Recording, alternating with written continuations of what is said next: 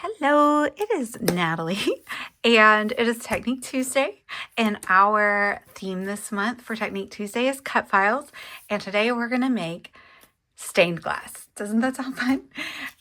So you can see I've already been practicing. I've got a little bit of a mess going on. I tried a few techniques before I settled on what I wanted to do. These are going to be Valentine sun catchers to decorate because I recently put up all my Valentine's decor, so I can add these to the windows and it will be super cute. So I have cut this. I just had some Valentine's paper from my stash, but anything could do. You could do plain cardstock. You could do colored. You could do white and like ink blend it or heat emboss it first or something.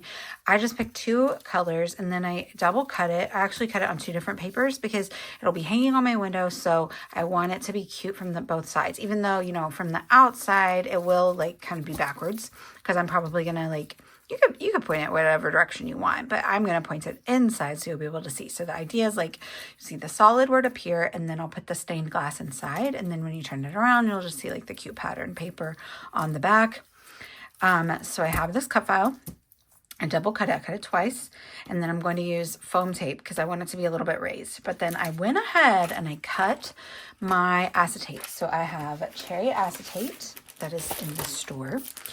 And I traced around the cut file, and I have these pins that I can do that on, like, they're meant to be right on photos. I've had them for a bazillion years. But because I didn't want to create my stained glass and then try to cut it because I don't know how well it will hold up if I'm like trying to touch it too much. That one obviously just wasn't dry. So I went ahead and I traced around and cut out the piece of stained glass that I want. Plus, this way I can kind of put the color where I want it. So I make sure that it's showing, you know, I don't want it to like pool around the edges and not be like, obviously in the O, I want it to be nice and central, I think. And so I went ahead and did that. And then we'll figure out a way to add some strings. We can hang it up in front of like the window or whatever light source you want, so it will be able to shine through. I have a glass mat, but I'm also using this. I like to color with alcohol markers, so I put this under my coloring so that they don't, because they kind of stain things. And so this is just like a little piece of plastic, so I'm going to use that as well. So the other one I was going to do, this is a free cut file that is available on a cherry on top right now. And it's just these cute little hearts. So what I did was I cut it out of glitter paper because I think that'll be super cute. But the top one I cut normal, and then the bottom one I mirrored it so that I can put them back to back because it's not a double-sided piece of paper, right? So anyway, let us go ahead and start tracing my cherry acetate. So I have my acetate here that I've trimmed. Well, I'm trimming it. I'm going to just work on the inside of this draw line because I traced around the outside. So it should fit nicely and still leave room to use adhesive to stick it to the back side of that cut file.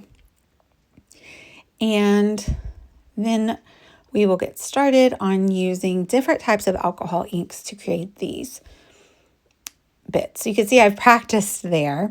So the first one I'm going to do is the love one. And so that one is the one where the pattern paper is floral with pinks and reds. And so I'm trying to keep it just pink and red on the inside. So right off the bat, I can tell you right here, that's not enough alcohol. So in that squirt bottle is alcohol. I think sometimes people mix water and alcohol, but I just had straight alcohol and it worked nicely.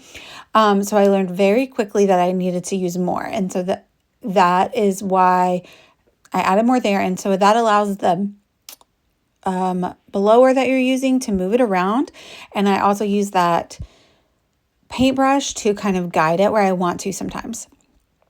A note, I am using my heat gun. The heat gun gets very, very hot. So I am not holding it in one spot on the plastic for a very long time. If you do that, it will kind of wrinkle your plastic or shrink it up, or essentially melting it. So that's just a note.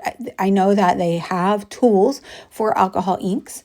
from Tim Holtz. It's like a little blower. And then of course that's just like the air around you that is blowing out. And so you don't have to worry about it being hot.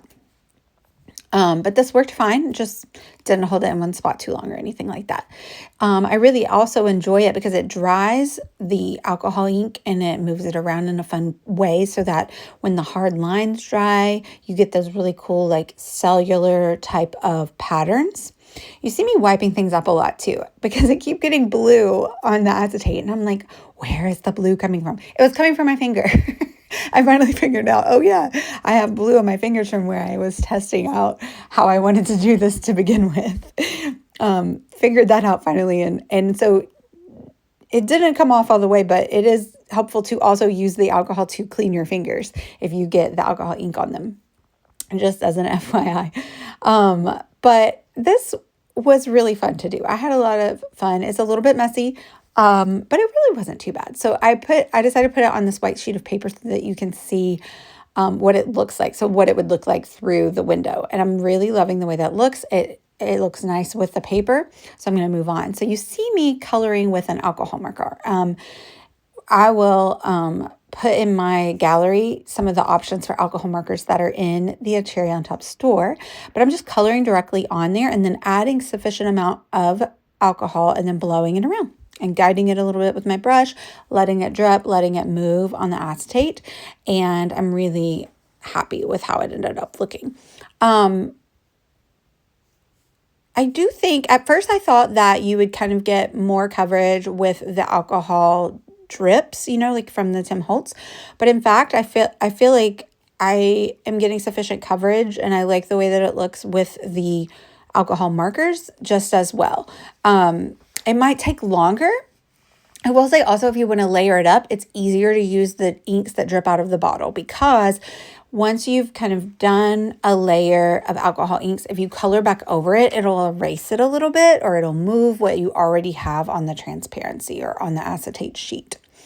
Otherwise, I think it worked really well. So obviously I'm going to use it again on the hearts, but on the hearts, since the outline is red glitter, I'm going to add a few more colors in. So I'm going to do like a dark purple. So I'm mixing this like turquoise and the pink color alcohol inks that I have to create some purple colors, which I think end up looking really nice.